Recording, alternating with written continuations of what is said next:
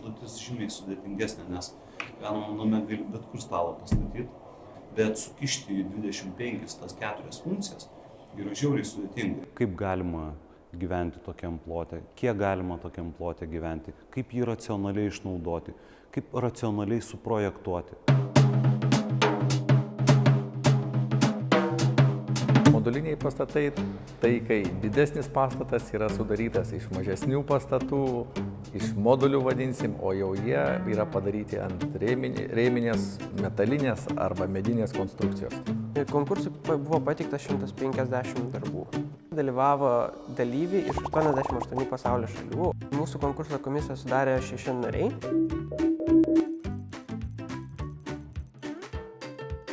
Pagrindiniai reikalavimai konkursui buvo sukurti modulinį pastatą, skirtą gyventi 2 žmonėms. Jis turėjo būti transportuojamas. Naudojamas plotas yra 25 kvadratiniai metrai. Jis turi būti neprijungtas prie jokių kitų komunikacinių tinklų išskyrus elektrą. Turi būti naudojamas ištisus metus. Ir skirtas žmogui atvažiuoti ir gyventi iki 2 savaičių visiškai neprijungus prie jokio tinklo. Kas man visai patiko, kad yra tarsi formuojama įgimta tokia dvasia ir vartomas autinimas. Pagrindiniai kriterijai, kuriais buvo vertinama, tai architektūrinis patrauklumas, ergonomiškumas, technologinis paprastumas bei unikalumas.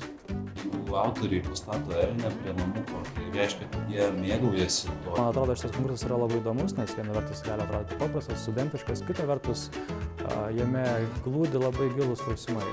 Konkurse buvo nuspręsta įsteigti 3 prizinės vietas. Labai paprastas, lakoniškas, aiškus. Tai yra idėja, visiškai to tampa nebesvarbu. Šiaip pirmos vietos darbas yra labai paprastas savo architektūrinė forma. Visų pirma, turi sumanymą, idėją, ta idėja šmaikšti.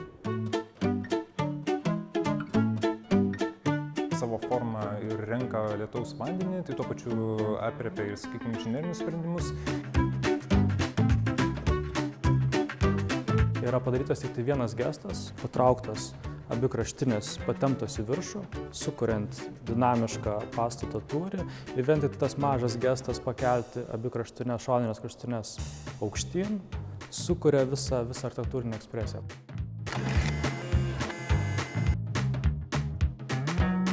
Sustoji, žiūri, atkreipi dėmesį. Nes čia kompromisas, kuris Yra dauguma mažo ploto praradimas tų kelių kvadratų, kurių ir taip yra tik keli. Yra taip skaudu. Yra modulinė sistema, kuri yra taip suprojektuota, kad pagal tą modulį galima išplanuoti labai įvairiais būdais. Estetiškas, fainas, sakyčiau, saugus variantas. Labai įdomus ir tikrai puikiai išmąstytas, sakykime, interjero sprendimas, labai lakoniškas ir tikrai tokį darbą galima realiai gyvendinti. Jo šiaip yra visai gerai idėja. Bet dar gražesnis pasidaro, kai matau tą pjūvį. Viena galbūt netgi sakyčiau, man originaliausia ir įdomiausia idėja. Mes dėl 3 vietos labai ilgai diskutavome. Iš tų 3 darbų pats originaliausias. Turi savyje tokį architektūrinį fokusą. Buvo atrastas vienu metu momentas, kad tūrį galima labai įdomiai perpjauti ir pradėti žaisti šiek tiek išeinant iš standartinių rėmų. Vienu atveju jisai atrodo kaip modulis, kurį mes įpratę matyti, bet tas architektūrinis fokusas suteikia galimybę jam tapti labai skulptūrišku. Tikrai labai įdomus santykis su gamta pasiekiamas per varstomas atitvaras ir iškišamas, sakykime, erdvę tiesiai, pateikiant tiesiai į lauką. Jame yra tam tikrų trūkumų, bet architektūrinė kokybė atsveria tos trūkumus, kuriuos jis turi. Konkurso eigoje mes pamatėme, kad vienas darbas išsiskyrė iš minios ir dėl to mes nusprendėme įsteigti garbingo paminėjimo tokią vietą.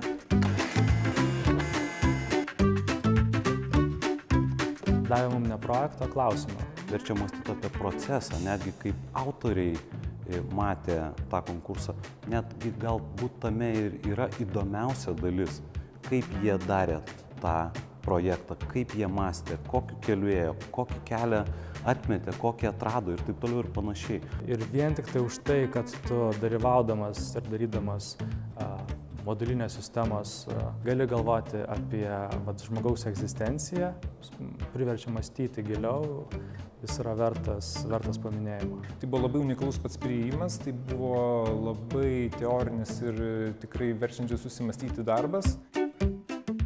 Aš tai visų pirma labai norėčiau pasidžiaugti pačio konkurso, jau jis vyksta ne pirmus metus.